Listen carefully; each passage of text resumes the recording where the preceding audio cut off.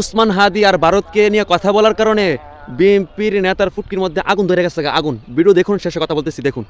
মাহফিল বন্ধ। কিসের কিসের মাহফিল বন্ধ? আপনার সাহস কত বড় মাহফিল বন্ধ? আপনার সাহস কত বড়? আপনি কি ভারতের দালাল? আপনি কি ভারতের দালাল? আপনি কি ভারতের দালাল? আপনি কি ভারতের দালাল?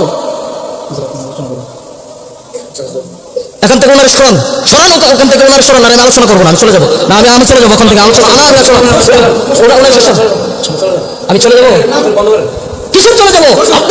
আপনার মতো নেতা কিসের উল্টাপাল্টা কথা বলছি? আমি কিসের উল্টাপাল্টা কথা বলছি? আমি কি, আপনি কি বলছেন? আমাদের শহীদ উসমান হাদি ভাই, এই শহীদ উসমান হাদি ভাইকে নির্মমভাবে গুলি করে হত্যা করা হয়েছে শাহবাগ মোড়ে। এখনো পর্যন্ত শাহবাগ মোড়ে তারা আন্দোলন করতেছে বিচারের জন্য, অথচ প্রশাসনের কোনো আওয়াজ নেই, সরকারের কোনো আওয়াজ নেই, সরকারের কোনো আওয়াজ নেই, প্রশাসনের কোনো আওয়াজ নেই। কারণটা কি? কারণটা হলো ভারতের দালালে বাংলাদেশ ভরে গেছে। এই বাংলাদেশটা ভারতের দালালে ভরে গেছে। ভারতের দালাল বাংলাদেশটাকে গিলে খেয়ে ফেলছে। তারা চাচ্ছে যে বাংলাদেশটাকে নিয়ে নিবে, কিন্তু আমরাও বলে দিতে চাই বাংলাদেশটাকে নেওয়া এত সহজ নাই। ভারতের নরেন্দ্র মোদী যতই চেষ্টা করুক না কেন, বাংলাদেশের দিকে চোখ তুলে যদি তাকাই, তাহলে আমরা কাঁটা চামিচ দিয়ে চোখ উগড়ে ফেলবো, ঠিক কিনা বলো? আমাদের এই বাংলাদেশকে কোন সময় বাংলাদেশকে ভারতের আওতানাদি নিতে পারবে না, না না, ঠিক কিনা বলো? নিতে পারবে না। কারণটা হলো এই বাংলাদেশ, আমরা অনেক রক্ত দিয়ে বাংলাদেশ স্বাধীন করেছি, অনেক রক্ত দিছি, অনেক মার ইজ্জত নষ্ট হয়েছে, এরপরে বাংলাদেশ স্বাধীন হয়েছে। ভারতের গোলাম বানিয়ে দিয়েছে। এখন বাংলাদেশটা এরকম একটা অবস্থার মধ্যে চলে গেছে যে প্রত্যেকটা মোড়ে মোড়ে, প্রত্যেকটা ঘাটে ঘাটে দেখা যায় যে ভারতের দালাল, ভারতের দালাল বাংলাদেশের মধ্যে, ঠিক কিনা বলো? ভারতের দালাল বাংলাদেশের মধ্যে ভরে গেছে। এই ভারতের দালালের জন্য বাংলাদেশটাকে কোরআন সুন্নাহ ব্যাপারে আলাপ করেন, রাজনীতি ব্যাপারে কোনো আলোচনা করেন। কিন্তু কোরআন সুন্নাহ বিষয়ে আলোচনা করতেছি, রাজনীতি করতে আলোচনা করলাম, কোরআন সুন্নাহ বিষয়ে আলোচনা করতেছি। কোরআন সুন্নাহ যেটা চলে এটাই করে, কোরআন সুন্নাহই তো করতেছি আমি। তো কোন রাজনীতি কি আলোচনা করলাম? ভারতটা বাংলাদেশকে গিলে খাচ্ছে, এই নরেন্দ্র মোদী বাংলাদেশটাকে দখল করার চেষ্টা করতেছে। এইসব বিষয় নিয়ে কি জাতিকে কিছু জানাবার দরকার আছে না নাই? আমি আপনার যেটা বলছি এটা করেন। আপনি কি বলছেন? কথা বলেন। হাদিস, আপনি কি আমাকে হাদিস বুঝাবেন?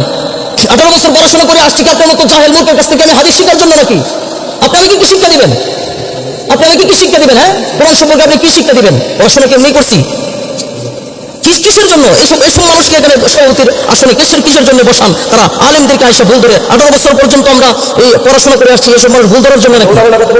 কিসের উল্টাপাল্টা কথা বলছি আমি? কিসের উল্টাপাল্টা কথা বলছি আমি? কি আপনি কি বলছেন? আপনি আমাকে কি বলছেন? আপনি আমাকে কিসের সভাপতি? উনি কিসের সভাপতি? উনি আমার সাথে খারাপ ব্যবহার করতেছে। উনি হাদিস মোতাবেক যেটা আছে সেটাই আপনি আমাকে হাদিস বোঝাবেন। আপনি আমাকে আপনি হাদিস বোঝাবেন। কিসের হাদিস আপনি আমাকে বোঝাবেন? কিসের নেতা আপনি হয়েছেন? কিসের নেতা হয়েছেন আপনি? কিসের হাদিস আমাকে আপনি বোঝাবেন? আমাকে হাদিস বোঝাতে আসছে। 18 বছর লেখাপড়া করছি, অজ্ঞ মূর্খর দলের কাছ থেকে আমাদের শিক্ষা করার জন্য নাকি? আমরা প্রত্যেকটা মাহফিলে, ওয়াজ মাহফিলে এরকম ভাবে কিছু নেতা নামের পাতি নেতা এসে আমাদেরকে বাধা দেয়, আলেমদেরকে ভুল ধরে। তার সাহস কত বড়? যে কি আওয়ামী লীগের আমল পাইছে নাকি? যে আওয়ামী লীগের আমল পাইছে, যে কোনো মুহূর্তে যে কোনো কথা বলে ফেলবে। মাহফিল বন্ধ। কিসের কিসের মাহফিল বন্ধ? আপনার সাহস কত বড়? মাহফিল বন্ধ। আপনার সাহস কত বড়? কি আলামত শুরু হয়েছে এই ওয়াজ মাহফিল গুলোর মধ্যে আসলে?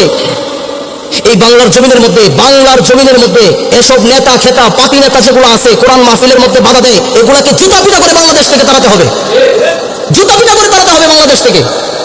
সাহস হয়ে গেছে এগুলা। হাদিসের আলোচনা করেন। আবারও বলছে দেশের বিরুদ্ধে কথা বলছে, হাদিসের বিরুদ্ধে, হাদিসের আলোচনা করছে না এখানে। দেশের বিরুদ্ধে কি বললাম আমি? দেশের বিরুদ্ধে কি বলছি? কি বলছি দেশের বিরুদ্ধে? আপনি বলেন আমাকে। ভারতকে নিয়ে আমরা আলোচনা করব না। আপনি কি ভারতের দালাল? আপনি কি ভারতের দালাল? আপনি কি ভারতের দালাল? আপনি কি ভারতের দালাল? এখন থেকে ওনার সরান, ওখান থেকে ওনার সরান। আমি আলোচনা করবো না, আমি চলে যাবো না। আমরা তো আগে ভাবতাম আওয়ামী লীগ ছিল ভারতের দালাল, এখন বিএনপির কিছু নেতাকেও দেখি ভারতের দালাল। হাদিকে নিয়ে আর ভারতকে নিয়ে কথা বলার কারণে তার ফুটকির মধ্যে আগুনটা ধরছে কি, এটা জানা দরকার। সময় এসে গেছে আলেম উলামা। আর উনি যে প্রতিবাদটা করছে না, ওই প্রতিবাদের সাথে আমি একমত। দুলাইটা ভালো করে দিচ্ছেন।